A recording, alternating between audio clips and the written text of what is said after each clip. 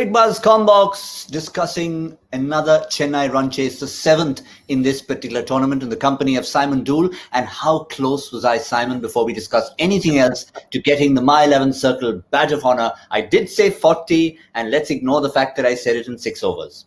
Yeah, you're just about spot on in 9 overs. Gautam was really, really close.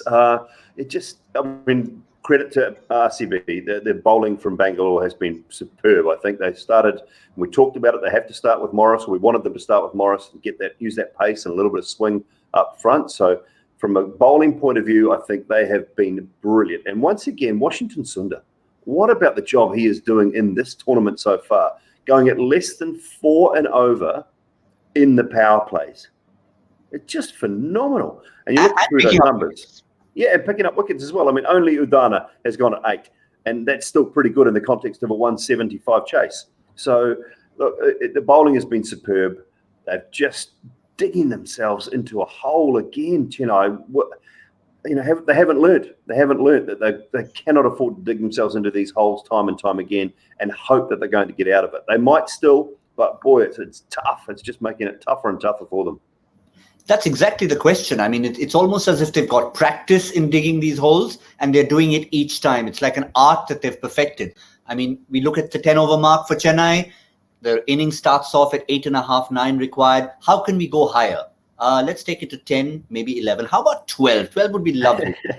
and it just keeps going higher and higher. And today, as you said, credit to the Bangalore bowlers, but there was not exactly the venom in them that has completely destroyed your top order. No, not at all. And, Watson and Fuff just couldn't quite get away to that good start, 14 from 18. So there was no real momentum at the top of the order. Raidu's just struggling, isn't he? After that opening innings of the tournament and then the little injury, he's come back. He just seems to be struggling for timing, struggling to get himself going.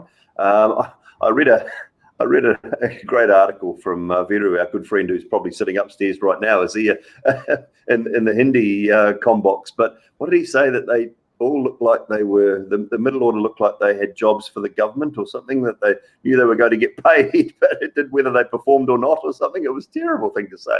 But you kind of look at them and think, there's just nothing there. There's nothing there to inspire you at the moment unless Watson and Fuff are getting runs at the top.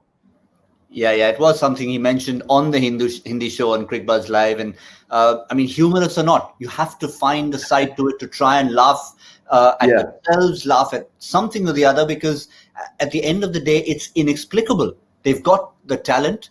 They've got the experience. Yes, sometimes you can say maybe 10 or 15 runs in the field because of some of the aging legs. But those aging legs shouldn't really be impacted if you've got a Watson, a Faf du Plessis, a Dhoni, and all that firepower in the batting. Yeah, and in Dhoni's case, look, the harder it is for him now to finish games, then the earlier he should bat. And that's kind of my point about Dhoni. And he's still obviously got ability.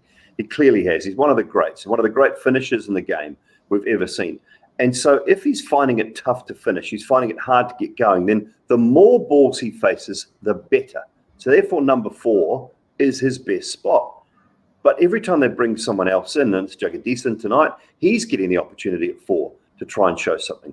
Now, he should be almost batting at 5 or 6 and being sent in later in the piece and just been made to play shots. He's a young man. He's got talent. We know he scored runs in the local league. So that's fine. But MS, I think, still should be batting at 4 and facing as many deliveries as possible so that he then is in the right frame of mind at the back end, knows the pace of the pitch to try and finish things off.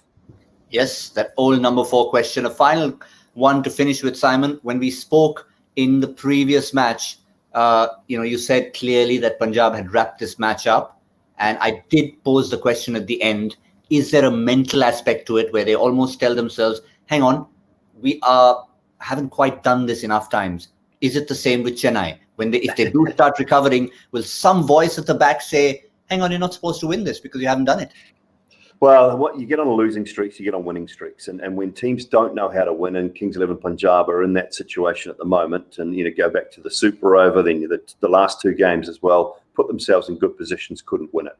Chennai are finding a way to do that as well, not to the same extent, but they will start to have those demons of that Kolkata game if they get to a position where they should be winning. I don't think they're in a position where they should be winning. RCB are well and truly on top in this game. It's going to take something very special from Chennai to get out of it. Well, it's the old story again. It's 7 times. Will it be another unsuccessful chase? We will, of course, talk about it all. There's 2 great talking points, the earlier match and this one. But if it is to be a miracle, certainly Captain Cool, MST, is likely to be a part of it. We'll see you all at the end. My 11th Circle presents Cricbuzz Live.